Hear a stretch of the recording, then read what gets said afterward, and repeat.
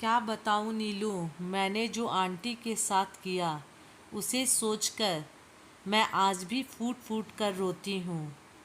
मेरे दिल से वह कांटा आज भी नहीं निकलता कि मैंने उन्हें अपने तक पहुँचने तक का मौका भी नहीं दिया।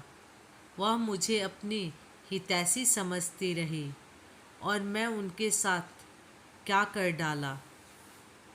उस गुनाह का बोझ आज तक ढो रही हूँ। उस दिन के बाद वह कभी मेरे दरवाजे पर नहीं आई।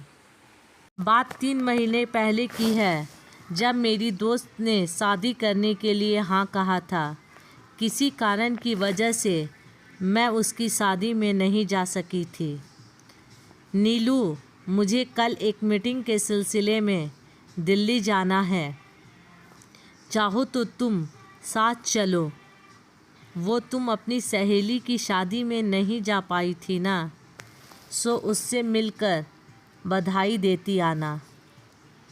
रितेश का प्रस्ताव सुन सारे शरीर में जैसे बिजली दौड़ गई। अपनी सबसे प्यारी सहेली अर्पिता से मिलने की बेचैनी, उसके जीवन साथी के बारे में जानने का उत्कंठा यकायक अपने चरम पर पहुंच गई। 3 महीने पहले उसकी शादी का निमंत्रण पत्र आया था। अपनी आंखों पर यकीन नहीं हुआ था। बार बार नाम पढ़कर और फिर फ़ोन से बात कर दिल को भरोसा दिलाया कि हाँ, अर्पिता शादी कर रही है। वो अर्पिता जिसके लिए शादी का दूसरा नाम गुलामी का जंजीर था। एक ऐसे पिंजरा जिसमें फंसी स्त्री किसी निराहार पक्षी की तरह बेबस और लाचार का जीवन काट कर अंत में तड़प तड़प कर अपने प्राण त्याग देती है। अर्पिता को मैं बचपन से जानती थी। कुछ अलग ही किस्म की लड़की थी। वो मेरठ में घर से सटा हुआ घर था उसका। हम दोनों में खूब पढ़ती, साथ साथ खेलते कूदते, स्कूल जाते, छत पर छिप छिप कर घंटों बतियाते। उसके माता पिता का अलगाव हो चुका था। वो अपने पिता के साथ रहती थी। स्कूल ख़त्म होने के बाद वो आगे की पढ़ाई के लिए दिल्ली हॉस्टल में चली गई। उसके बाद यदाकदा पत्रों और फ़ोन के जरिए ही सही, मगर हमारे दिल के तार जुड़े रहे। मेरा अर्पिता से 3 साल पहले मिलना हुआ था। हमने 2-3 दिन साथ गुजारे थे। तब मैं उसके व्यक्तित्व और सोच में आए परिवर्तन को देखकर हतप्रभा रह गई थी। अर्पिता अब वो बचपन वाली चुलबुली चहकती गुड़िया नहीं रह गई थी।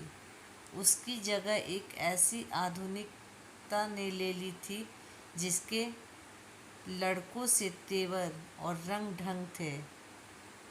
स्त्री सुलभ लज्जा कोमलता से कोसों दूर, अपनी जिंदगी अपने शर्तों पर जीने का दावा करने वाले उन्मुक्त, स्वतंत्र, आत्मनिर्भर दाम्पत्य वो खुद को सामान्य लड़कियों की श्रेणी से परे समझती और की तरह शादी ब्याह कर घर गृहस्थी देखना अत्यंत हीन कार्य समझती थी। ना बाबा, मुझसे किसी मर्द का जीवन भर गुलामी नहीं किया जाएगा। मैं अपनी दुनिया में खुश हूँ और उसमें किसी की दखलंदाजी बर्दाश्त नहीं कर सकती। उसने मुझसे कहा था, अर्पिता अक्सर कहती, हिंदुस्तानी समाज की सबसे बुरी आदत एक दूसरे के जीवन में ताक झांक कर हस्तक्षेप करना है। मेरे सामने उसका मकान मालिक गलती से पूछ बैठा था, बेटी 2-3 दिन से दिखाई नहीं दी, कहीं बाहर गई थी क्या? बस अर्पिता की त्योरियां चढ़ गई। देखा ना किस कदर रोक टोक की आदत है इन लोगों को। मैं कहीं भी जाऊं, जीऊं या मरूं, किसी को क्या? इतनी सी बात उसके लिए उसके निजी जीवन में हस्तक्षेप का उदाहरण था। अर्पिता के ऐसे आत्मकेंद्रित दृष्टिकोण के चलते मैं ये जानने को बेताब थी कि वो शादी के चक्कर में कैसे पड़ी? वो कौन महानुभाव है जिसका हस्तक्षेप उसके सदा के लिए स्वीकार किया? क्या वो भी मेरी तरह ही घर के कामकाज करती होगी? इसी दिमागी उधेड़-बुन में उलझे हुए मुझे पता भी न चला कि मैं कब अपनी पैकिंग कर दिल्ली जाने के लिए तैयार हो गई। रास्ते भर मैं रितेश को अर्पिता के बारे में बताती रही और वो हैरान होते रहे। आखिरकार हम अर्पिता के घर पहुंच गए। एक बार फिर उसने अपने बदले हुए व्यक्तित्व से मुझे अचंभित कर दिया। पिछली बार तीखे तेवर दिखाने वाली अर्पिता आज किसी आम भारतीय गृहिणी की तरह ही नजर आ रही थी। सलीके से बंधी सूती साड़ी, जूड़े में संवारे बाल, माथे पर कुमकुम, मांग में सिंदूर, उसने हमारी खूब आवभगत की। तेज चाय की चुस्की लेते हुए बार बार मुझे कनखियों से घूर रहे थे, जैसे नज़रों से कह रहे हो, झूठी कहीं कि तूने क्या बात बताया था और ये क्या निकली। मेरे पास नज़रें बचाने के सिवाय कोई दूसरा चारा न था। अर्पिता के पति 3-4 दिन के लिए बाहर गए हुए थे। यद्यपि मेरे रितेश के साथ गेस्ट हाउस में रुकने का प्रोग्राम था, मगर अर्पिता ने मुझे अपने साथ रुकने को राजी कर लिया। थोड़ी देर बाद रितेश ने विदा ली और उनके जाते ही मैंने उस पर सवालों की झड़ी लगा दी। ये क्या, क्यों, कैसे? अर्पिता खिलखिलाकर हंसने लगी। आज उसकी वह पुरानी बाल सुलभ खिलखिलाहट कानों में अमृत सा घोल गई। तू अभी सब क्या अभी जान लेगी? कुछ देर आराम से बैठ, मैं अपने 1-2 काम निपटा लूँ, फिर तसल्ली से बातें करेंगे, कहकर अर्पिता रसोई में चली गई। कुछ देर वहीं बैठ मैं भी उसके पीछे चल दी। क्या बना रही है? भरवा बैंगन और कचौड़ी। वाह क्या बात है, मगर अभी तो मुझे बिल्कुल भी भूख नहीं है। अभी तो पेट भर नाश्ता किया, अभी तुझे दे भी कौन रहा है? ये तो मैं अपनी पड़ोसन संध्या के लिए बना रही हूँ। वो माँ बनने वाली है, 3रा महीना चल रहा है।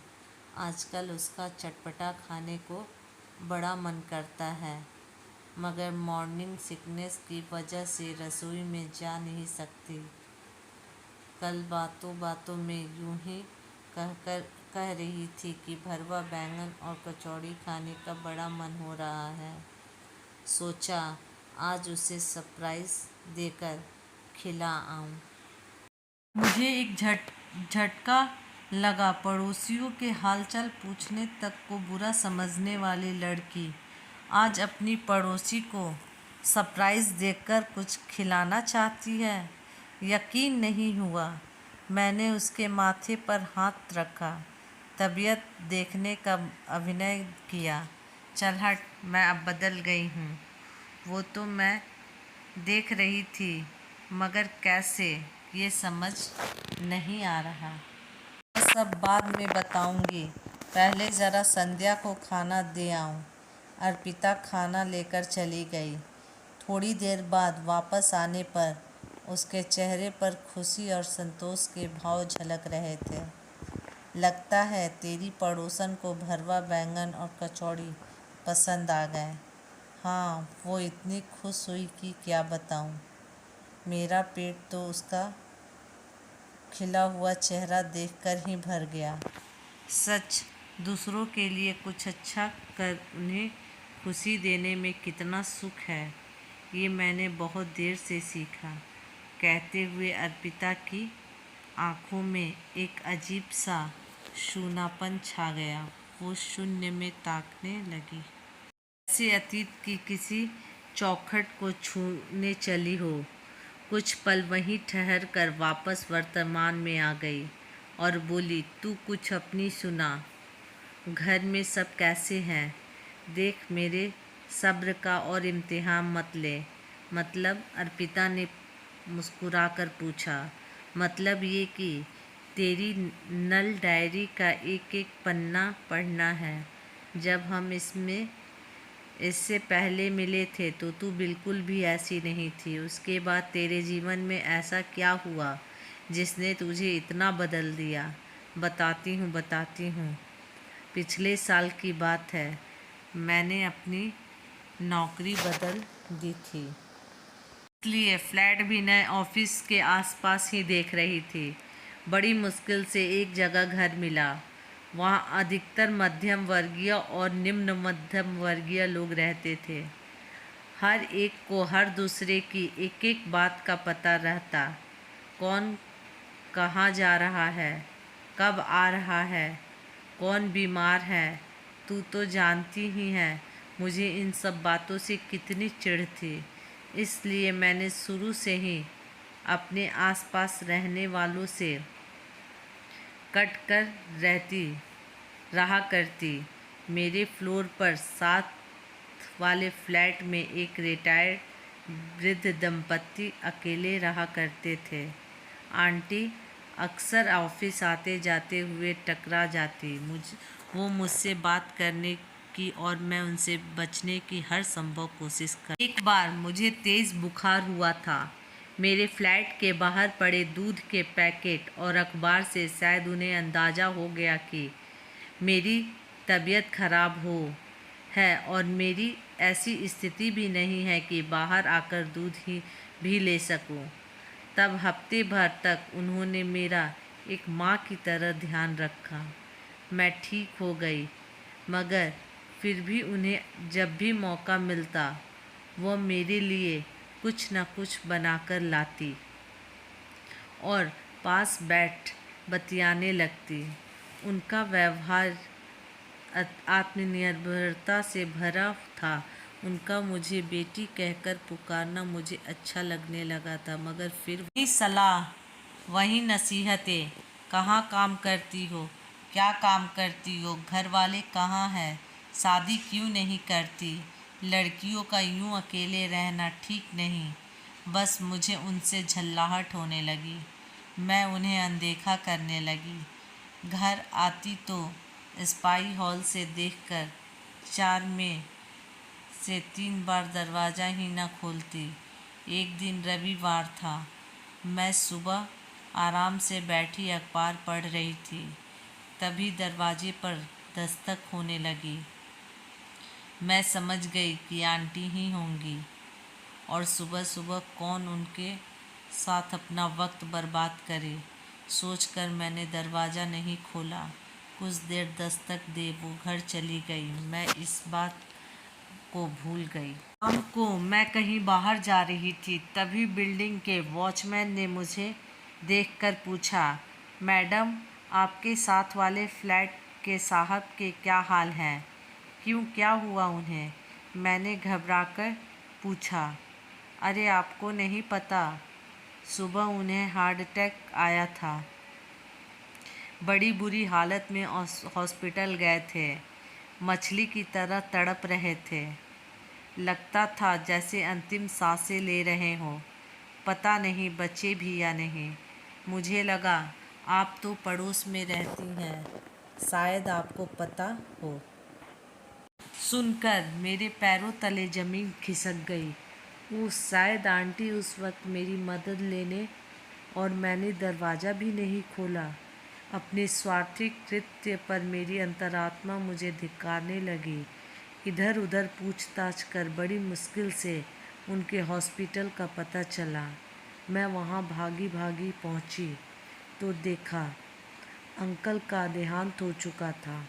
आंटी एकदम अकेली असहाय सी अंकल के पार्थिव शरीर के पास बैठी थी। मुझे आंटी ने जिस नज़रों से देखा वो मैं कभी भूल नहीं सकती। को हॉस्पिटल की फॉर्मेलिटीज़ समझ नहीं आ रही थी। मैंने ही वहाँ पर सब निपटाया। उनकी अपनी कोई संतान नहीं थी। किसी नाती रिश्तेदार को भी बुलाने से मना कर दिया। कहने लगी, जब जीते जी किसी ने नहीं पूछा तो उनकी मौत पर क्यों किसी का एहसान लूं।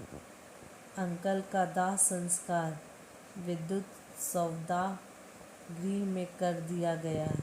अपने दिल पर गुनाह का बोझ लिए मैं हफ्ते भर उनके साथ रही और उनकी देखभाल की। बातों बातों में उन्होंने मुझे बताया, जब तेरे अंकल को हार्ट अटैक आया था तब दुर्भाग्य से हमारा फ़ोन भी खराब हो गया था। मैं तेरे दरवाजे सहायता मांगने आई थी। सोचा था अगर तू अपनी कार से जल्दी से उन्हें हॉस्पिटल पहुंचा दे या फ़ोन करके एम्बुलेंस बुला दे, मगर मेरा दुर्भाग्य तू भी घर पर नहीं थी। बाहर से फ़ोन करने में और उन्हें हॉस्पिटल ले जाने में हुई कुछ मिनटों की देरी ने उनके प्राण ले लिए। डॉक्टर कह रहे थे अगर 10 मिनट पहले आए होते तो भी बच सकते थे। खैर, नियति का कौन टाल सकता है भला। मैं उनसे क्या कहती, कैसे बताती कि उस दर्दनाक घड़ी में मैं घर पर ही थी, मगर अपने क्षणिक स्वार्थ में आकर मैंने दरवाज़ा नहीं खोला और उनके सुहाग को मौत के मुंह में ढकेल दिया। अर्पिता फूट फूट कर रोने लगी। उसकी आपबीती सुन मैं भी अपने आंसू नहीं रोक पाई। क्या बताऊं नीलू, आज तक अपने कंधे पर उस गुनाह का बोझ ढो रही हूँ।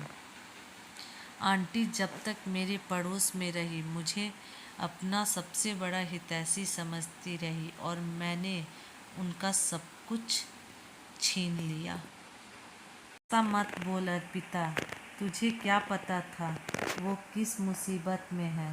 इस बात का तो दुख है नीलू, मुसीबत पहले से बताकर तो नहीं आती, और जब वह मुझे अपना सहायता लेने आई तो मैं उन्हें खुद तक पहुंचने का मौका तक नहीं दिया। उस दिन के बाद वो कभी मेरे घर नहीं आई। मेरे दरवाजे पर उनकी वो अंतिम दस्तक आज मेरे कानों में गूंजती है। उस दस्तक ने मेरा जीवन के प्रति नज़रिया ही बदल दिया। जिन सामाजिक मूल्यों की मैं खिल्ली उड़ाती थी उनका गहन अर्थ समझ में आ गया। धीरे धीरे मैंने अपने आसपास के लोगों को सम्मान की दृष्टि से देखना शुरू किया और पाया कि एक दूसरे के सुख दुख बांटने से, एक दूसरे के काम आने से कितना रस घुल जाता है जीवन में। उन्हीं दिनों मेरी मुलाकात राज से हुई। मेरे ऑफिस में उनकी नई पोस्टिंग थी। वो शक्ल सूरत रंग ढंग से साधारण थे, मगर उनके उच्च विचार और सहायता जैसे गुणों ने मुझे बेहद प्रभावित किया। हम करीब आए और फिर हमने शादी कर ली। आज मैं अपने गृहस्थी और अपने समाज में बेहद सुखी हूँ, मगर आंटी की उस अंतिम दस्तक की फांस दिल में कुछ ऐसे चुभी है कि निकलती ही नहीं। मैंने अर्पिता के हाथों को थाम लिया। ये 3-4 दिन कैसे निकले पता ही नहीं चला।